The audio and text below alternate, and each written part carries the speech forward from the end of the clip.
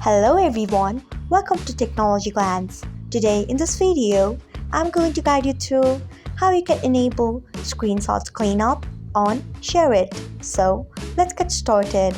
Firstly, open SHAREit app in your device. Then tap on your profile icon if you haven't. Next tap on settings icon. Then tap on notifications.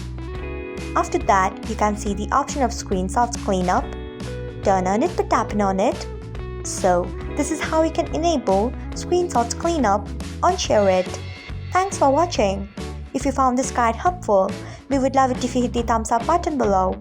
We upload great new tech tutorials like this one every day. So do not forget to subscribe to our channel and hit the bell icon so that you will never miss another update.